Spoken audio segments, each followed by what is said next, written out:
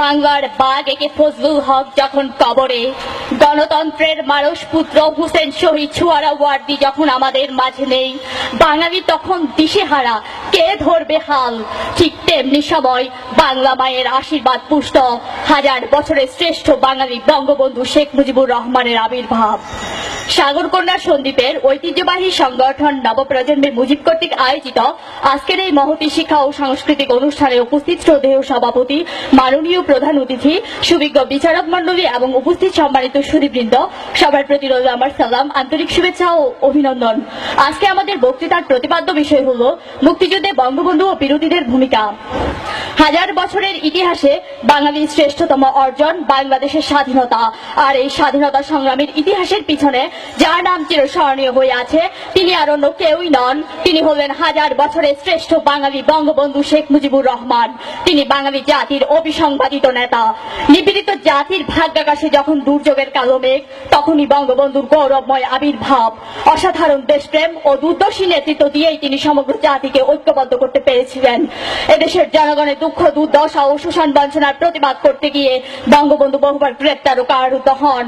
1966 সালে তিনি পেশ করেন বাঙালি জাতির ঐতিহাসিক মুক্তি সনদ 6 দফা।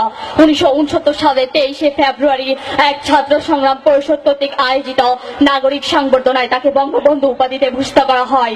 1970 সালে তার ওই নেতৃত্বে আওয়ামী লীগ একক সংখ্যাগরিষ্ঠতা লাভ করে, কিন্তু সরকার গঠনের সুযোগ না দিয়ে president general Yahya Khan 1 March অনির্দিষ্টকালের জন্য জাতীয় পরিষদের অধিবেশন স্থগিত করেন। এর ওই প্রতিবাদে 3রা মার্চ বঙ্গবন্ধু অসহযোগ আন্দোলনের ডাক দেন। 7ই মার্চ ঐতিহাসিক রাজপথ ময়দানের স্মরণকালের এক বৃহত্তম জনসভায় তিনি ঘোষণা দেন, এবারের সংগ্রাম আমাদের মুক্তির সংগ্রাম, এবারের সংগ্রাম আমাদের স্বাধীনতার সংগ্রাম। ওই ঘোষণার মাধ্যমে মূলত বাংলাদেশের স্বাধীনতা ঘোষিত হয়। 25 এদিকে পাকিস্তানি সামরিক বাহিনী বাঙালির স্বাধীনতার স্বপ্নকে নস্যাৎ করার জন্য 25 মার্চ মধ্যরাতে পাকিস্তানি সামরিক বাহিনী ঘুমন্ত নিরস্ত্র বাঙালির উপর ঝাঁপিয়ে পড়ে, শুরু করে ইতিহাসের এক জঘন্যতম হত্যাকাণ্ড। ওই রাতে বঙ্গবন্ধুকে গ্রেপ্তার করে নিয়ে যাওয়া হয় পশ্চিম পাকিস্তানে। গ্রেপ্তারের পূর্ব মুহূর্তে অর্থাৎ 26 মার্চ প্রথম প্রহরে বঙ্গবন্ধু স্বাধীনতার ঘোষণা দেন। ওই ঘোষণায় তিনি বলেন, "This may be last message from today. Bangladesh is independent. I call upon the people of Bangladesh, wherever you might be, wherever you have, to resist the army of occupation to the last. Your fight must go on until the last soldier of the Pakistan occupation is expelled from the soil of Bangladesh and final victory is achieved." শুরু হয় মুক্তিযুদ্ধ। মুক্তিযুদ্ধ চলাকালে 10 April বঙ্গবন্ধুর অবর্তমানে তাকে রাষ্ট্রপতি গড়ে গঠিত হয় স্বাধীন বাংলাদেশের সরকার। এভাবে দীর্ঘ 9 মাস রক্তক্ষয়ী যুদ্ধ শেষে 16 ডিসেম্বর বাঙালির বিজয় সূচিত হয়। 1972 সালের 10 জানুয়ারি বঙ্গবন্ধু পাকিস্তানি কারাগার থেকে মুক্তি পান। এরপর একটি স্বাধীন সার্বভৌম বাংলাদেশের প্রত্যাবর্তন করেন। কিন্তু এদেশের সকল জনগণ যে স্বাধীনতা প্রিয় ছিল তা নয়। একটি দেশের জনগণ যতই স্বাধীনতা প্রিয় হোক না কেন, তার মধ্যে থাকে কিছু পরাধীনতা প্রিয় তথা অন্যের চাটুকারিতা প্রিয়। এদেরকে বলা হয় স্বাধীনতা বিরোধী। তেমনি 1971 সালের মহান রক্তক্ষয়ী যুদ্ধেরও ছিল কিছু স্বাধীনতা বিরোধী। এদেরকে বলা হয় রাজাকার, আল বদর, আল শামস। এদের মধ্যে অনেকে আবার শুধু বিরোধিতা করে ক্ষান্ত হননি, তারা পশ্চিম পাকিস্তানি হায়নাদের সাথে হাত মিলিয়ে এদেশের মানুষকে গণহত্যা চালায়, লুটতরাজ, নারী নির্যাতনের মতো জঘন্যতম কাজ করে। এরা শান্তি কমিটি গঠনের নামে পাকিস্তানিদের সাথে হাত মিলিয়ে এদেশের মানুষকে বর্বর হত্যাকাণ্ড চালায়, কিন্তু তাদের এসব অপতৎপরতা বাঙালিকে দোষিয়ে রাখতে পারেনি। তারা স্বাধীনতার সূর্যকে চিনিয়ে এনেছিল।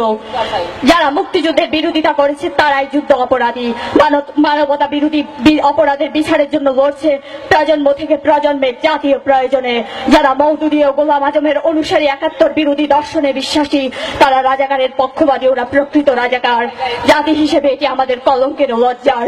দেশ স্বাধীন হওয়ার পর ওই ঘৃণ্য রাজাকাররা বাংলাদেশের রাষ্ট্রপতি, বাংলার মানুষের আপসহীন সংগ্রামের অগ্রনায়ক বঙ্গবন্ধু শেখ মুজিবুর রহমানের কাছে ক্ষমা প্রার্থনা করলে যারা সাধারণ অপরাধ করেন তাদেরকে তিনি সাধারণ ক্ষমা ঘোষণা করেন, কিন্তু যারা খুন, দর্শন, লুটতরাজ ও অগ্নিসংযোগের মতো জঘন্যতম নারকীয় ঘটনা ঘটিয়েছিল তাদেরকে বিচারের আওতায় আনেন। স্বাধীন বাংলা বঙ্গবন্ধু শ্রেষ্ঠ কীর্তি। বঙ্গবন্ধু ও বাংলাদেশ এক এবং অবিচ্ছেদ্য, যেন মুদ্রার এপিঠ আর অপিঠ। বাংলার স্বাধীনতা, ভাষা, সমাজ, সংস্কৃতি ও সভ্যতার মধ্যে বঙ্গবন্ধু চিরকালের জন্য চিরজাগ্রত। তিনি জাতির জনক এবং সর্বকালের সর্বশ্রেষ্ঠ বাঙালি। তিনি অমর, অবিনশ্বর। আমরা বাঙালি যতদিন বেঁচে রইব এ বাংলায়, স্বাধীন বাংলা ডাকবে মুজিব, আই ঘরে ফিরে আই। অবশেষে আমি একটি কথা বলে আমার বক্তব্য শেষ করব। নবপ্রজন্মের একটি রায়, রাজাকার মুক্ত বাংলা চাই। ধন্যবাদ সবাইকে। জয় বাংলা, জয় বঙ্গবন্ধু। পরম করুণাময় এ জাতির মঙ্গল করুন। ধন্যবাদ মেহেরুন্নেসা কেয়াকে। আমাদের এবারের প্রতিযোগী দিলদার হোসেন, দক্ষিণ পূর্ব সন্দ্বীপ উচ্চ বিদ্যালয়, দক্ষিণ জোন। মুজিব সন্দেহ করতে কায়দিত